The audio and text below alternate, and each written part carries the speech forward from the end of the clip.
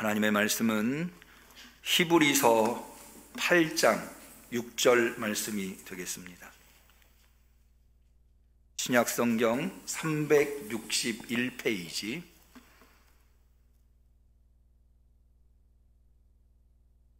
성령강림절 10번째 주일, 특별히 8월을 새로이 시작하는 8월 첫 번째 주일에 하나님께서 대면으로 비대면으로 나온 우리 성도님들에게 주신 소중한 하나님의 말씀입니다. 히브리서 8장 6절 말씀, 우리 다 같이 한마음이 되어서 하나님의 말씀을 봉독하겠습니다. 그러나 이제 그가 더 아름다운 직분을 얻으셨으니 이는 더 좋은 약속으로 세우신 더 좋은 언약의 중보시라. 이는 하나님의 말씀입니다. 아멘. 아멘. 한 주간 건강하셨는지요?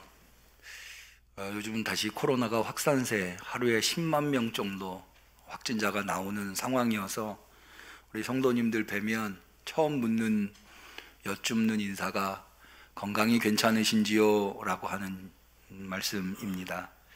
모쪼록 하나님께서 우리 성도님들 마음껏 주 앞에 나와 예배 드리시기에 부족함이 없는 건강을 허락하여 주시기를 축원합니다.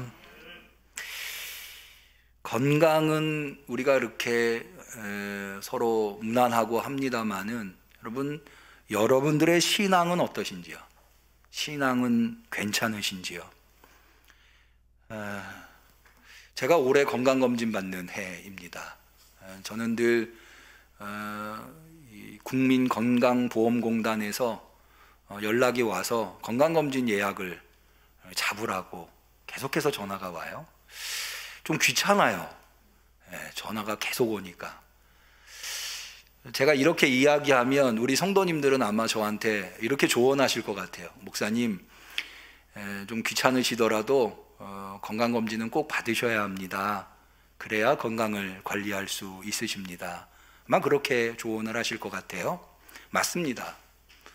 건강검진 받는 게 귀찮은 일입니다마는, 그러나 정기적으로 건강검진을 해야 우리가 건강에 생기는 문제들을 발견할 수 있고 거기에 처방을 해서 건강을 유지할 수 있습니다.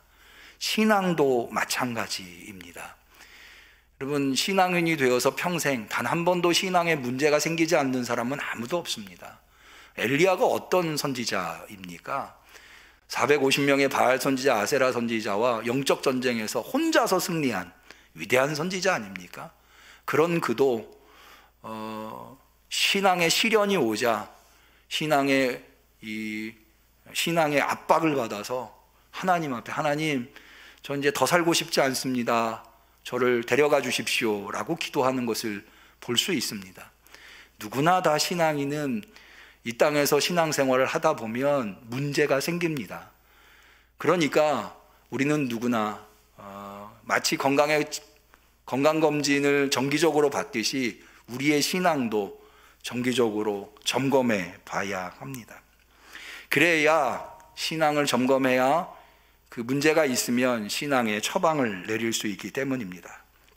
우리 성도님들 중에 신앙에 문제가 없으신 분은 참 다행이고 복 받으셨습니다마는, 그러나 조금이라도 뭔가 내 신앙에 문제가 있는 것 같다고 느끼시는 분들은 오늘 제가 히브리서를 여러분들과 나누려고 하는데, 이 히브리서를 통해서 그 문제를 진단하실 수 있고 또 처방하실 수 있는, 그래서 신앙의 문제를 해결하고 건강한 신앙인으로 신앙생활 하실 수 있기를 축원합니다.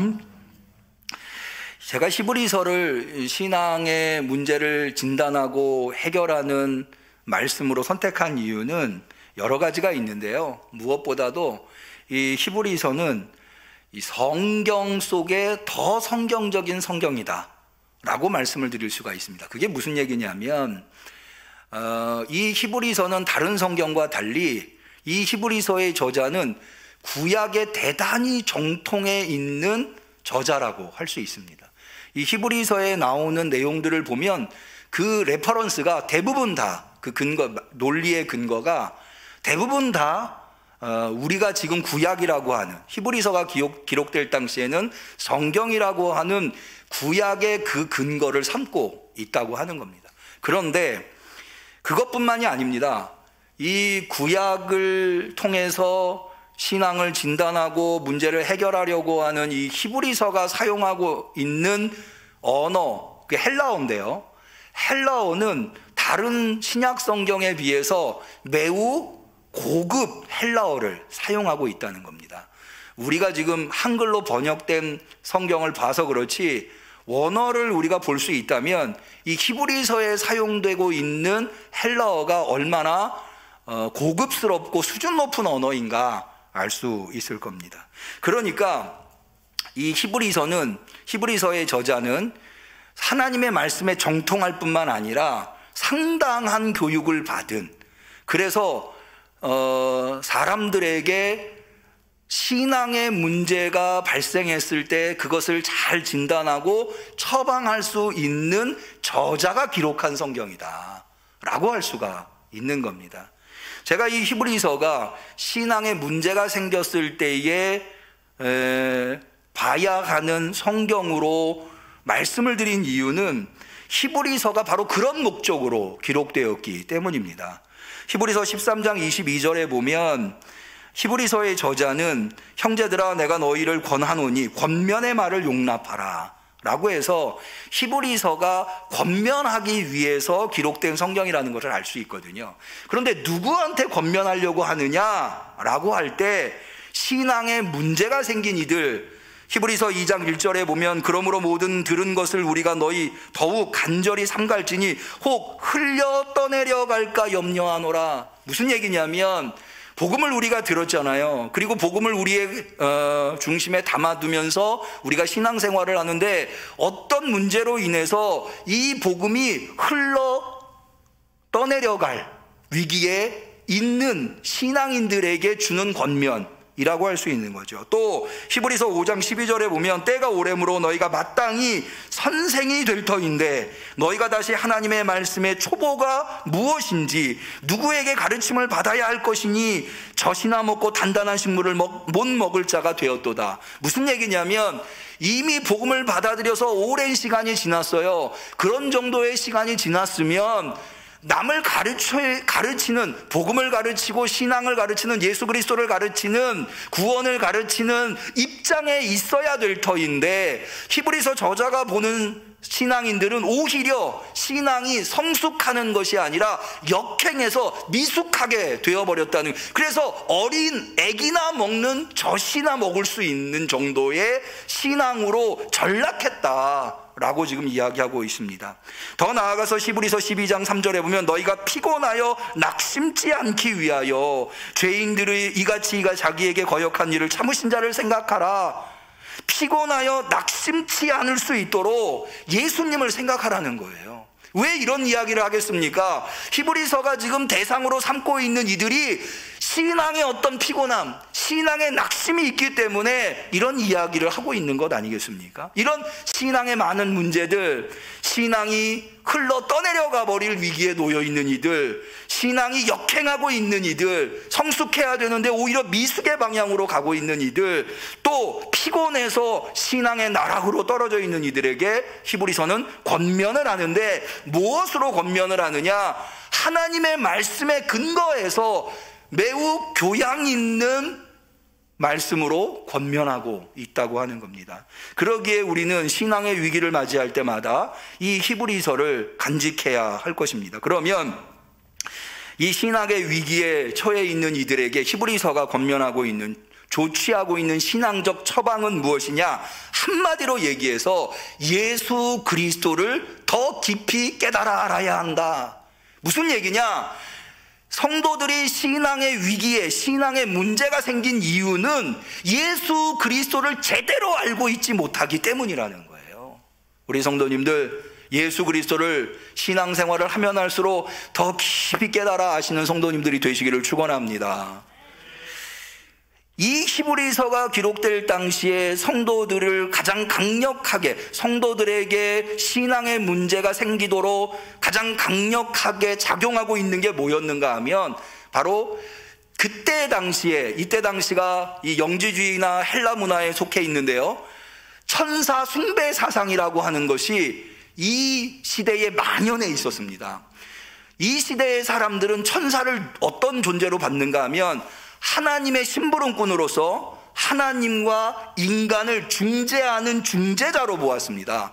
그러니까 하나님이 시키신 일을 인간에게 전달하며 인간의 형편을 하나님에게 알리는, 그러니까 이때 당시의 사람들은 천사를 숭배했습니다. 왜 그런가 하면 우리에게 온 천사들을 잘 숭배해서 그 천사들을 잘 섬겨서 돌려보내야 하나님 앞에 가서 그 천사가 우리에게 대해서 잘 이야기해주고, 그래서 우리가 복을 받고 그래서 우리가 구원을 얻는다, 이렇게 생각을 했거든요. 그러니까 이런 분위기가 사회에 만연해 있으니까 신앙인들도 예수님에게서 점점 멀어지면서, 특별히 이 초대교회 성도들이 예수님에 대한 신앙을 잃어버리게 되는 이 원인은 예수님이 곧 오실 줄 알았거든요. 그래서 예수님을 기다리고 있는데 1년이 지나고 10년이 지나고 30년 40년이 지나도 예수님이 안 오는 거예요. 그러다 보니까 주변의 유혹들에 넘어가게 되는 거예요. 너 그렇게 어려운 이유가 왠 줄 알아? 너 예수 믿는다고 하면서 천사를 제대로 섬기지 않아가지고 그 천사가 너에 대해서 하나님 앞에 제대로 얘기를 못 해줘서 중보자인 천사가 너를 안 좋게 얘기해서 너가 그렇게 어려움에 빠진 거야, 이런 얘기를 자꾸 듣게 되는 거예요. 그러면 누구라도 신앙이 약해질 수밖에 없고, 누구라도 그 유혹에, 그런 생각에 넘어갈 수밖에 없는 거죠. 여기에 대해서 히브리서의 저자는 이렇게 단호하게 말합니다. 천사 숭배가 잘못된 이유는, 예수를 떠나 천사 숭배가 잘못된 이유는, 예수님은 누굽니까? 하나님의 아들입니다. 여러분 믿으시기를 바랍니다. 천사는 누굽니까? 하나님의 종입니다. 누가 더 탁월합니까? 아들이 더 탁월합니까? 종이 더 탁월합니까? 말할 것도 없는 거죠. 그래서 히브리서 저자는 이렇게 이야기합니다. 오히려 천사가 예수를 숭배한다, 예수를 경배한다. 그렇죠. 아버지를 섬기는 천사가 예수도 섬기겠죠. 아들도 섬기겠죠. 그래서 천사를 부리는 하나님의 아들인 예수님이 천사도 부린다는 거예요. 그러니까 아들을 섬기는 신앙에서 떠나 종을 섬기는 신앙으로 간다? 이건 말이 안 된다는 거죠. 뿐만 아니라 여러분, 예수님은 부활하셔서 승천하셔서 지금 어디 계시나요? 하나님 보좌 우편에 계신 줄로 믿습니다. 여러분 다 그렇게 믿으시죠? 그런데 그 하나님 보좌 우편이라고 하는 그 자리를 천사가 넘볼 수 있는 자리인가요? 천사는 넘볼 수 없는 자리예요. 천사에게는 허락되어 있지 않은 자리라는 거죠. 오직 하나님의 아들이신 예수 그리스도만이 차지할 수 있는 그런 자리라는 거예요. 그런데 그런 예수님을 놓고, 그런 예수님을 버리고 천사를 섬긴다? 말이 안 된다는 거죠. 명백한 논리, 어려운 이야기가 아닙니다. 그런데요, 그럼에도 불구하고 이 성도들이 예수님을 섬기는 것에서 천사를 숭배하는 것으로 신앙이 자꾸 넘어가는 이유는 이들도 나름의 논리가 있어요. 그게 뭐냐 하면, 여러분, 천사를 우리가 흔히 영적 존재라고 해요. 천사하면 천상적 존재. 그런데 예수님은 어떠세요? 이 땅에 육신을 입고 오셨죠. 육적 존재로 이 세상에 오셨어요. 지상적 존재로 이 세상에 왔다고요. 그러니까 고대 사람들은, 영지주의에 깊이 경도되어 있는 이 고대인들은 세상을 둘로 봅니다. 이원론 쪽으로 봐요. 제가 기회 있을 때다 말씀드리는데, 이 영지주의가 이야기하는 이원론은 세상을 둘로 영과 육으로 쪼개고요, 빛과 어둠으로 쪼개고, 선과 악으로 쪼개고, 하늘과 땅으로 쪼갭니다. 그래서 이 둘이 서로 싸우는 거예요.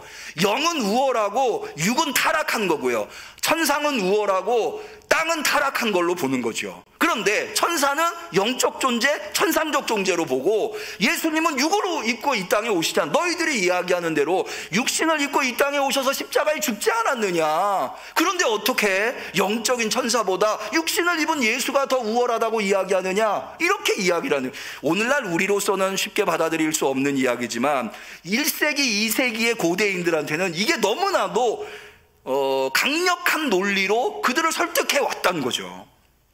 여기에 대해서 히브리서의 저자는 이렇게 이야기를 합니다. 예수님께서 성육신 하신 것에 대해서 그것은 하나님의 뜻이다. 특별히 히브리서 2장 9절에 보면 이런 말씀이 나옵니다. 예수께서 다만 잠시 동안 천사들보다 낮아지셔서, 예수님이 육신으로 이 세상에 오셨으니까 천사들보다 낮아지셨죠. 이건 사실이에요. 그런데 그게 잠시 동안이라는 거예요. 그렇게 된 이유가 뭐냐? 죽음의 고난을 담당하심으로써 영광과 존귀의 면류관을 받아 쓰신 것을 우리가 봅니다. 무슨 얘기냐? 특별히 제가 지금 시간이 없어서 인용은 안 했습니다만 시편 8편에 보면 이 시편 8편을 예수 그리스도에 대한 예언의 말씀으로 보는데, 여호와 우리 주여 주의 이름이 온 땅에 어찌 그리 아름다운지요. 이게 시편 8편이거든요. 거기 보면 인자가 무엇이간데 주께서 저를 생각하시며 사람이 무엇이간데 주께서 저를 권고하시나이까. 저를 천사보다 조금 못하게 하시고 영화와 존귀로 관을 씌우셨나이다. 무슨 얘기냐? 하나님께서 예수 그리스도를 육신으로 이 땅에 보내신 이유는, 그래서 천사보다 잠깐 동안 못하게 하신 이유는 우리 인간들을 위함이라는 거예요. 인간들이 육신을 넘어서 영화롭고 존귀한 존재로 만드시려고 예수님께서 그렇게 하셨다는 거죠. 그래서 이어진 말씀에 이렇게 되어 있습니다. 그는 하나님의 은혜로 모든 사람을 위하여 죽음을 맛보셔야 했습니다. 예수님이 왜 육신을 입고 이 땅에 오셨느냐?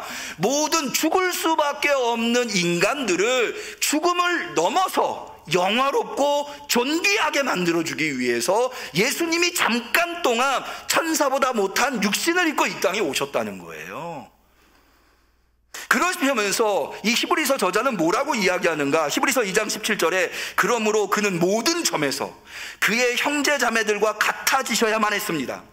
그것은 그가 하나님 앞에서 자비롭고 성실한 대제사장이 되심으로써 백성의 죄를 대속하시려고 한 것입니다. 그는 몸소 시험을 받아서 고난을 당하셨으므로 시험을 당하는 사람들을 도우실 수 있습니다. 할렐루야. 무슨 얘기인 거 아니? 여러분, 천사는 육을 입어본 적이 없어요.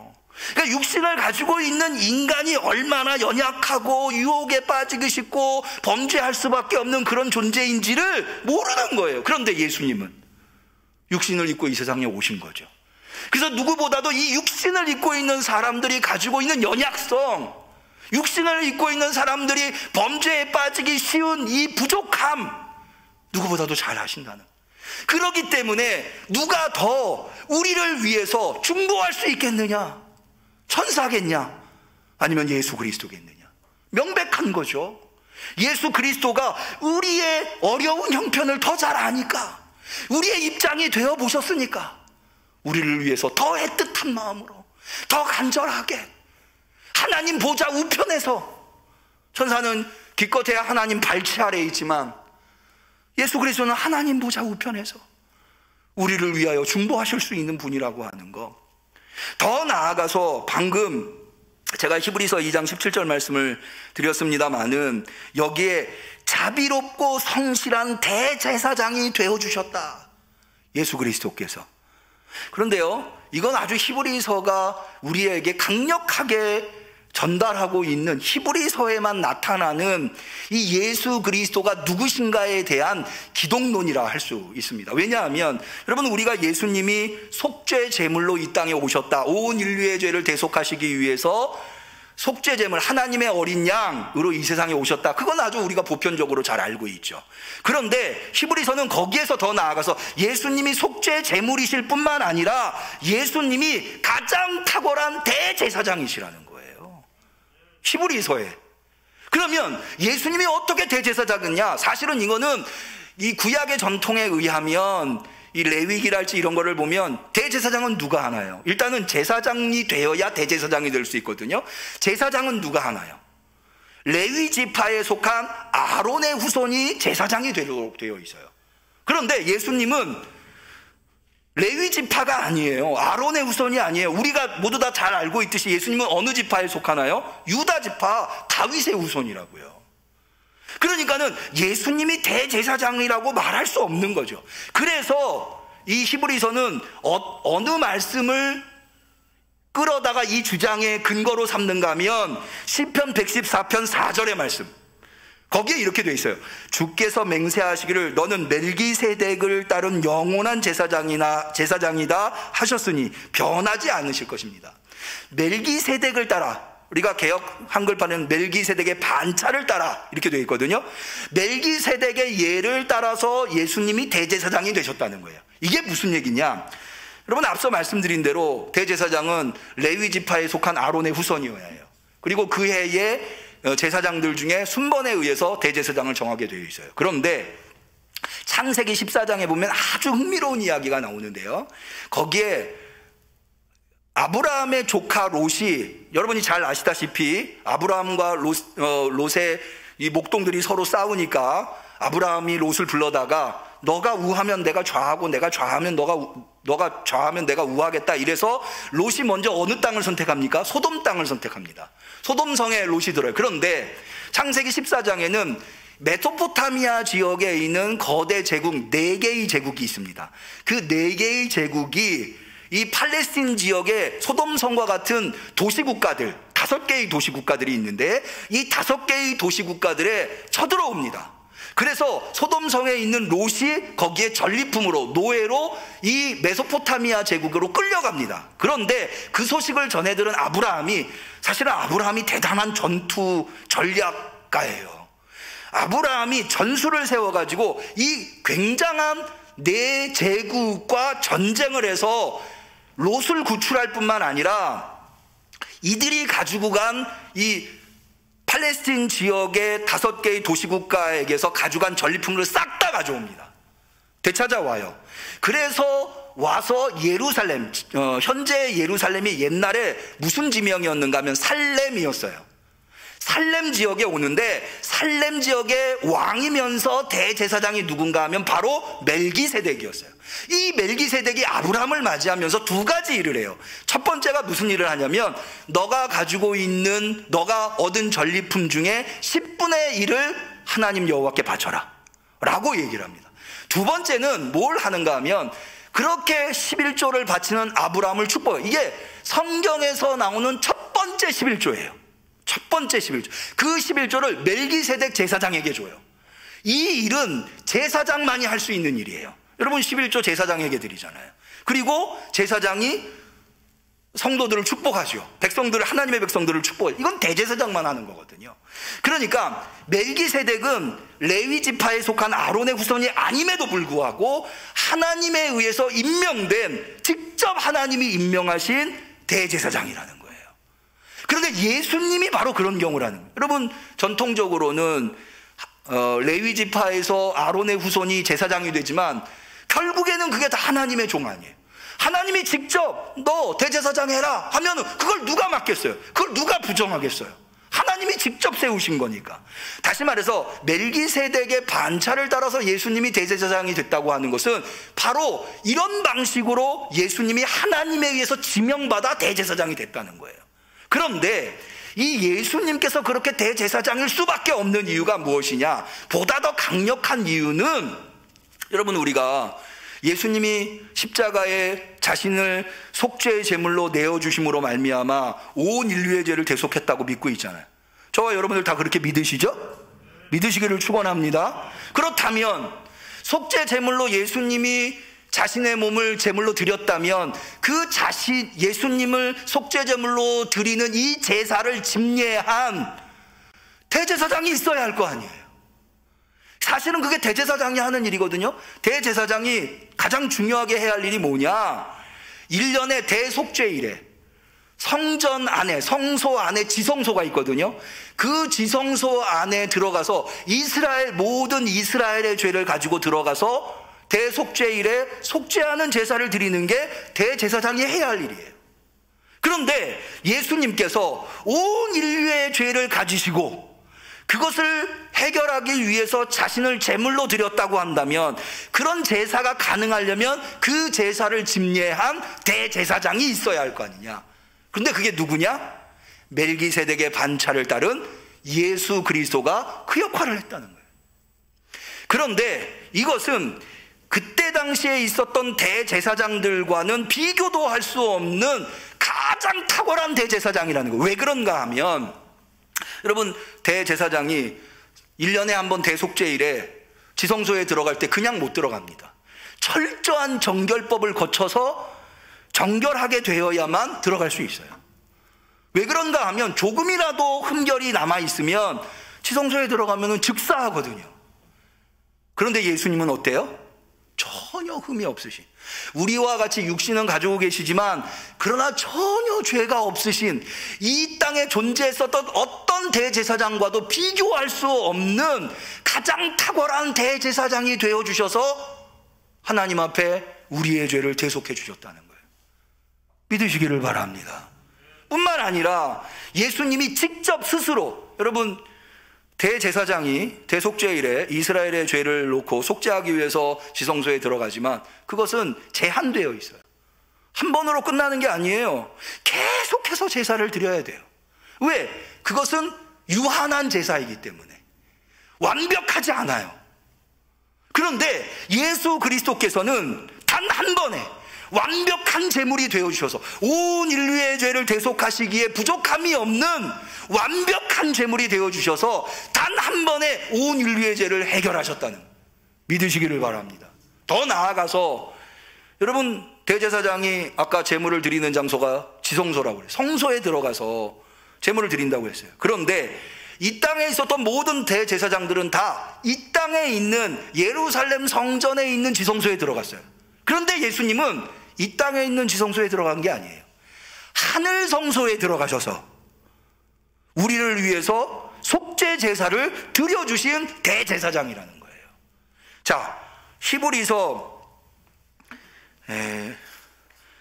9장 11절에 보면 히브리서의 저자는 이렇게 이야기합니다. 그러나 그리스도께서는 이미 이루어진 좋은 일을 주관하시는 대제사장으로서 오셔서 손으로 만들지 않은, 다시 말하면 이 피조물에 속하지 않는 더 크고 더 완전한 장막을 거쳐서 오직 한 번 지성소에 들어가셔서 염소나 송아지의 피로소가 아니라 자기의 피로소 우리에게 영원한 구원을 이룩하여 주셨습니다.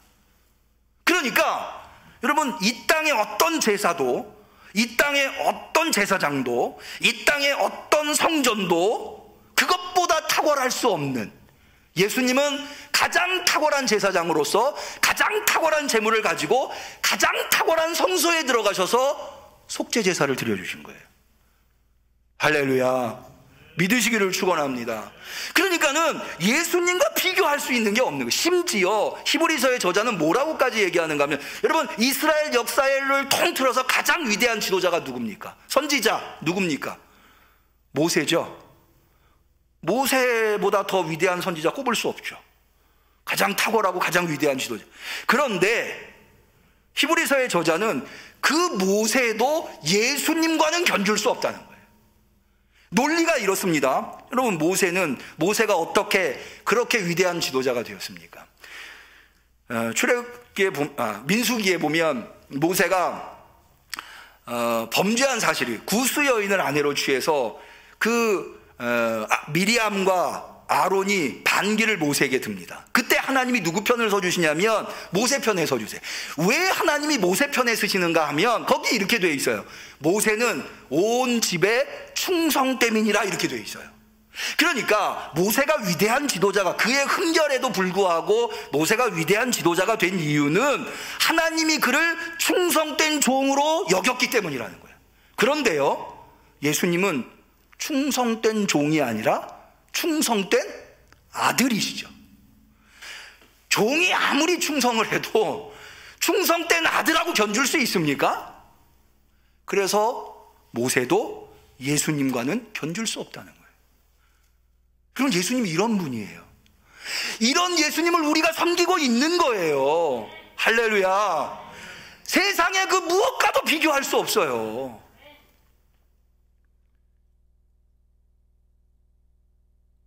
히브리서의 저자는 예수 그리스도께서 우리에게 가장 좋은 대제사장이 되어주시는 이유는 그분이 육신을 가졌기 때문이라는. 여러분, 앞서 말씀드린 대로 대제사장은 백성이 지은 죄를 가지고 하나님한테 대속받는, 용서받는 역할을 하는 것이 대제사장이에요.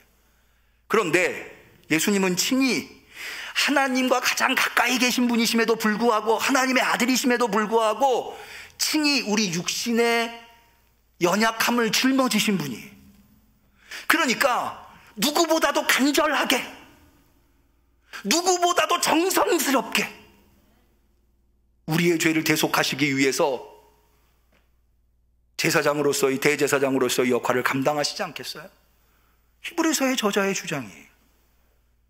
오늘 우리가 읽은 본문이 바로 그런 논리들의 바탕을 두고 나온 말씀이에요. 다시 한번 볼까요? 자, 6절입니다. 그러나 이제 그가 더 아름다운 직분을 얻으셨으니, 더 아름다운 직분이라고 하는 것은, 여러분, 제가 오늘 설교 제목을 더 좋은 예수 그리스도, 한번 따라해 보실까요? 더 좋은 예수 그리스도.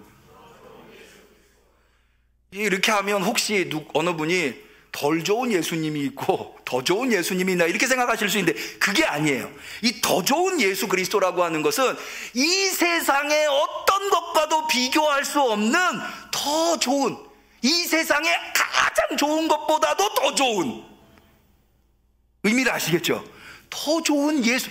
여러분이 뭘 좋은 것이라고 말해도 그것보다 더 좋은 분이 예수님이라는 거예요. 더 좋은 예수. 여기 그러나 이제 그가 더 아름다운 직분을 얻으셨으니, 이 말은 예수님이 수행한 대제사장으로서의 직분보다 더 아름다운 직분은 있을 수 없다는 거예요. 이는 더 좋은 약속. 예수님이 우리에게, 과거에는, 구약에는 어떻게 했어요? 제사를 드림으로, 짐승을 잡아 제사를 드림으로 용서를 받는다고 하는 약속. 그것과는 비교도 할 수 없는, 우리는 예수 그리스도를 믿음으로 말미암아, 예수 그리스도를 영접함으로 말미암아 우리의 죄사함을 받고 구원을 얻는다는 이 더 좋은 약속. 그것보다 더 좋은 약속이 어디 있어요? 가장 좋은 약속. 그 더 좋은 약속으로 세우신 더 좋은 언약의 중보신이라, 중보자가 되어주신다는 거예요. 여러분 편에서, 여러분을 위해서 누구보다도 안타깝게, 누구보다도 여러분을 위해서 말씀해 주시는, 하나님 아버지께 말씀해 주시는 분이 계신데, 그분이 누구예요? 예수 그리스도예요. 여러분 믿으시기를 바라요. 확신하시기를 바랍니다. 그래서 히브리서는 곳곳에서 이렇게 이야기합니다. 예수 그리스도를 통해서 얻은 구원보다 더 좋은 구원은 없다. 예수 그리스도께서 이루신 언약보다 더 좋은 언약은 없으며, 예수 그리스도께서 속죄제사로 행하신 하늘 성소보다 더 좋은 성소는 없으며, 온 인류의 죄를 대속하는 예수 그리스도의 제물보다 더 좋은 제물은 없으며, 예수 그리스도를 통해서 얻은 영원한 부활보다 더 좋은 부활은 없다. 예수 그리스도인 거죠. 앞서 제가 누구나 다 신앙의 위기를 맞이한다는 말씀을 드렸어요. 문제없는, 신앙의 문제가 단 한 번도 없는 신앙인은 없다. 우리의 신앙을 위험에 빠뜨리는 여러 가지 요소들이 있어요. 크게 세 가지가 있다고 저는 생각이 듭니다. 첫 번째, 실망이에요. 열심히 기도했는데 기도가 응답되지 않을 때 실망스러우시죠. 이런 것이 신앙의 위기를 가져옵니다. 또 신앙생활을 하다 보면 교회에 실망할 때가 있어요. 또 목회자나 성도들에게 실망할 때가 있어요. 어떻게 교회가 저럴 수 있나? 어떻게 성도들이 저럴 수 있나? 그런 실망들이 우리의 신앙을 흔들어 놓습니다. 두 번째로는 세상의 유혹이에요. 세상에 더 재밌는 것이 때때로 보이거든요. 정욕, 안목. 마지막으로 신앙생활을 할 때 찾아오는, 누구에게나 다 찾아오는 시련이에요. 여러분 신앙생활이 쉽습니까? 힘들고 어려워요. 그런데요, 그럼 모든 문제의 해결책은 딱 하나예요. 예수 그리스도를 붙드시는 거예요. 제가 이 목이나, 저는 이제 주로 설교를 많이 하고 이러기 때문에 목에 문제가 생길 때가 많거든요. 감기, 제가 기관지 같은 것들이 별로 안 좋아서 감기에 걸릴 때도 있어요. 그러면 제가 꼭 가는 곳이 있어요. 지금도 있나 모르겠는데, 제가 여기 서부병원 옆에 서부이비인후과를 주로 갑니다. 그러면은 나이 많은 의사 선생님이 계세요. 아직도 계시나 모르겠어요. 그런데 그분이 저한테 증상을 물어요. 어디가 아프셔서 오셨어요? 그럼 제가 목이 아파서 왔습니다. 성대 결절인 것 같습니다. 콧물이 자꾸 나서 왔습니다. 기침이 나서 왔습니다. 목이 간질간질해서 왔습니다. 그 증상이 여러 가지가 있잖아요. 근데 이분의 처방은 늘 한 가지예요. 여기서 이렇게 찍찍 뿌리는 게 있거든요. 4개가. 그거 4번 뿌려주고 주사 놓고 가라는 거예요. 약 처방해주고. 늘 똑같아요. 똑같이 할 거면 증상을 왜 물어보셨나 이런 생각이 들 때도 있는데, 제가 이 말씀을 왜 드리느냐? 여러분, 신앙에 어떤 문제가 생기더라도 그 문제의 양상이 어떤 것이라 하더라도 거기에 대한 처방은 오직 예수 그리스도 뿐이라는 거예요. 예수 그리스도만 확실하게 붙들고 있으면, 우리가 예수 그리스도에 대해서 깊이 알면 깊이 알수록 우리의 신앙의 위기를 우리는 극복할 수 있다는 거예요. 여러분, 이렇게 한번 생각해 보시죠. 부모가요, 자녀를 키울 때 자녀가 실망을 줄 때가 있어요.